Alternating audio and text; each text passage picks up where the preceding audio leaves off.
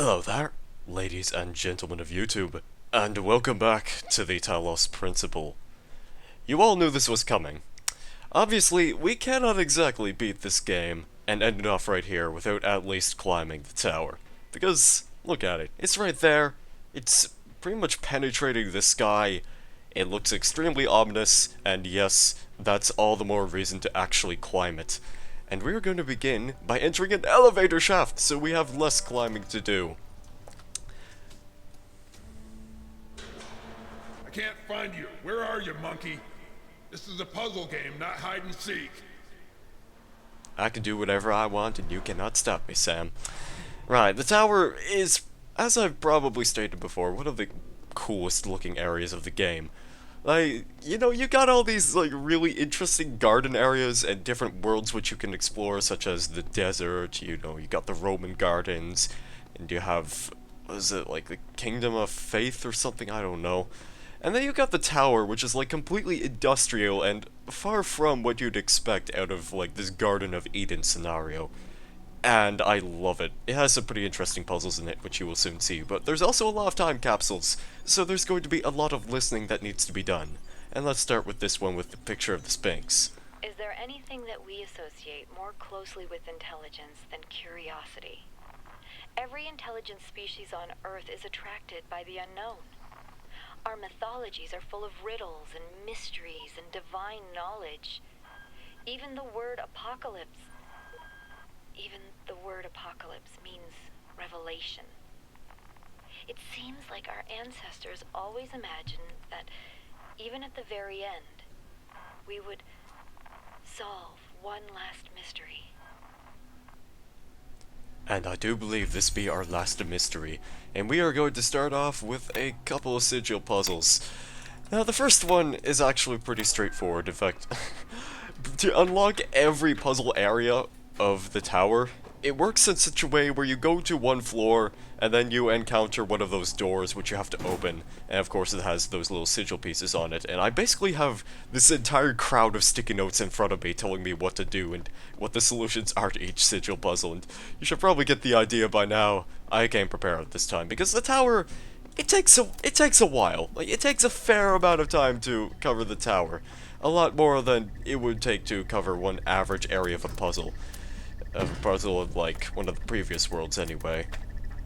And we're going to start off with this one, which does require a little bit of strict positioning in order to open the door, because you have to have the laser set up in such a way so that way that buzzer in there will not interfere with both at the same time. Because if they do, well, guess what, you're not going to get very far. In fact, you probably won't get anywhere in this case, and I'm not really great at this one because the strict positioning is, like, you have to have it set up right about close to the door, but not so that way the door is blocking you off, and you have to have it, like, far enough away so that way it's separated from another laser. It's just all kinds of awkward working the bugs out of this one. So, just be careful about how you set things up, and if you did things correctly, that should open the door. A little bit fidgety, and I'm sure even you will have to admit it's not easy to get right on the first try. But if you do that right, then you should have access to this computer terminal, which has an external device on it. Now, the device manager works in such a way where if you go into the application, then you'll be able to unlock elevator floors. And as it stands, you pretty much have to get one code per floor, because right now, we don't really have any codes, but technically you don't get a code for this one. Floor 2 you could just open very easily. All you have to do is just, hey, say to the computer, hey, open up the second floor, I want to go explore a little bit longer. And he'll say, yeah, that seems like a pretty good idea. So, he will comply with your demands, and then you might move on. Now, as for floors 3 to 6, those do also require codes. And unfortunately, we don't have any of those yet. Well, technically I do, because I have them written down in front of me, but you might not, and you might be confused as to what these notes are, so, you know, just to be fair. Right then, we're also going to take these connectors outside of this puzzle, because we are going after a star immediately. So, to do this one, just grab the connectors and, take them out of the secret passageway right here. This is very easy to miss, so don't be too hard on yourself if you missed it the first time, but don't worry, I'm sure everyone and their grandmother has before. You see, on the top left corner of the screen, we only have 28 stars, and there are 2 stars to collect in regards to the tower. The first one I showed off before, which was like a decade ago in terms of video length, and now the other one is further up the tower, which of course I was not able to show. And you will get a chance to see that in one of these videos, because this is gonna take a fair amount of videos to actually cover the entirety of the tower, because it takes a while. So just jump off of that floor with your connectors, and sort of wrap them around to where that building of which houses the signal star is located. We also need that one laser, which is hidden right there. Now, we needed to get an axe for that one, and I believe I do have the axe actually just here at the bottom of the tower. I think I brought it in before I even started recording, so if it's still there, hey, good, that saves us a little bit of time, and I'll be able to get that first star very, very quickly. And if not, well, bugger, that's an awful shame. I guess I'm going to have to stop the recording, then go back, pick up the axe, and then just do it all over again. But it's no big hassle either way, so I'm just going to make a very quick sprint over to the statues of the decapitated people and pick up the sparkly object. Give me the sparkles. Okay.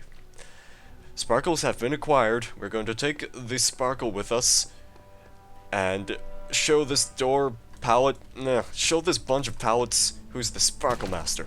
Boom, it's totally me.